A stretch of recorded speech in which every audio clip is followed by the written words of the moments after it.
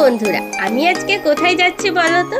আমি আজকে সকাল সকাল বেরিয়ে পড়েছি শান্তিনিকেতন যাওয়ার জন্য। আমাদের যেহেতু হাওড়া থেকে ট্রেন ছিল, আমি তাই সকাল সকাল গাড়ি করে প্রথমে চলে গেলাম হাওড়া স্টেশনে। আমাদের ট্রেন টাইম ছিল 8:55, কিন্তু আমি অনেক তাড়াতাড়ি চলে গিয়েছিলাম হাওড়া স্টেশনে। গিয়ে বেশ অনেকক্ষণ ধরে বসেছিলাম, খুব খিদে পেয়ে গিয়েছিল, তাই জন্য নিয়ে নিয়েছিলাম একটা রিয়েলের জুস আর একটা কেক। তারপরে খাওয়া দাওয়া হয়ে যাওয়ার পরে তারপরে আমাদের ট্রেনটা আসলো, কিন্তু ট্রেন অনেকটাই লেটে এসেছিল। আমাদের 8:55 ট্রেন এসেছিল 9:10-15 সময়, ছেড়েছে অনেক দেরিতে। তারপরে আমরা অনেকক্ষণ ধরে ট্রেনের মধ্যে বসেছিলাম, আর ট্রেনটা খুব গরম ছিল, গায়ে পাখার হাওয়া একদমই লাগছিল না। তারপরে অনেকক্ষণ পরে আমাদের ট্রেনটা ছাড়লো। এরপরে আমরা চলে গেলাম বোলপুর শান্তিনিকেতন। এখানে আসতে প্রায় আমাদের 1টা বেজে গিয়েছিল। তারপরে আমরা টোটোর জন্য একটু দাঁড়ালাম, দাঁড়ানোর পরে আমরা চলে গেলাম আমাদের রিসর্টে। সেখানে যেতে আমাদের প্রায় 1:30 বেজে গিয়েছিল।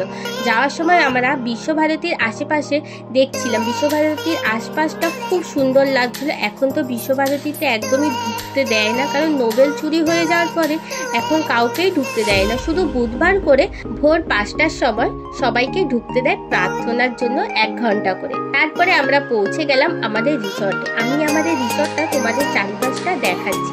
কেমন লাগছে তোমাদের এই রিসর্টটা আমাকে কিন্তু কমেন্ট বক্সে জানাবে। আর আমাদের রিসর্টটার নাম হলো পঞ্চবন।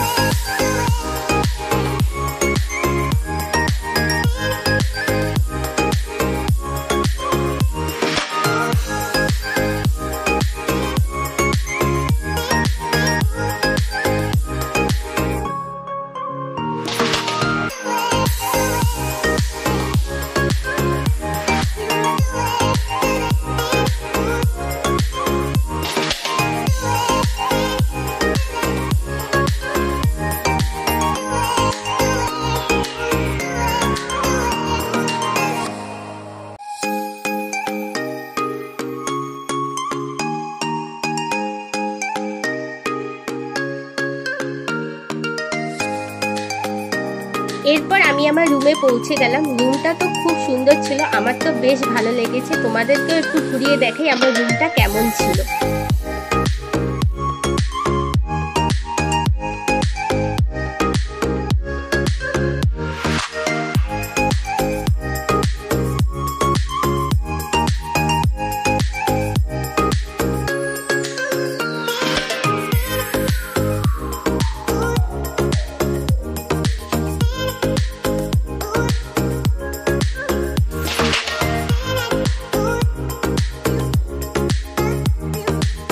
এরপর আমরা স্নান করে ফ্রেশ হয়ে চলে গেলাম রিসর্টের রেস্টুরেন্টে। রিসর্টের রেস্টুরেন্টটা খুব সুন্দর দেখতে ছিল।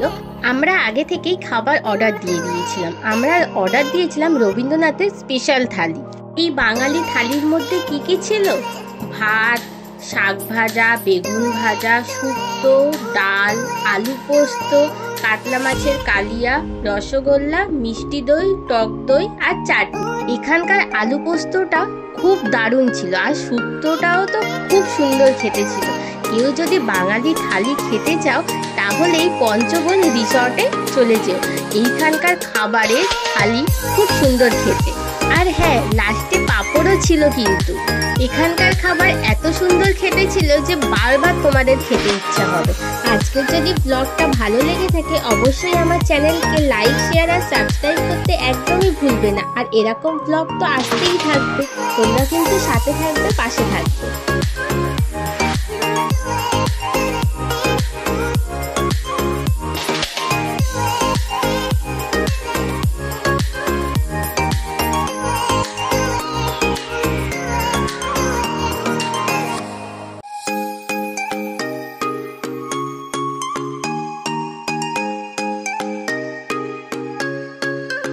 এরপর আমাদের খাওয়া দাওয়া হয়ে যাওয়ার পরে আমরা আমাদের রুমের মধ্যে নিয়ে নিলাম আইসক্রিম। আইসক্রিমটা অতটাও ভালো খেতে ছিল না। খাওয়া দাওয়া হয়ে যাওয়ার পরে আমরা একটু রেস্ট নিয়ে বিকালে বেরিয়ে পড়লাম ঘুরতে যাওয়ার জন্য। কোথায় ঘুরতে বেরিয়ে পড়লাম সেটা আসছে আমার পরের ভিডিওতে। টাটা বন্ধুরা।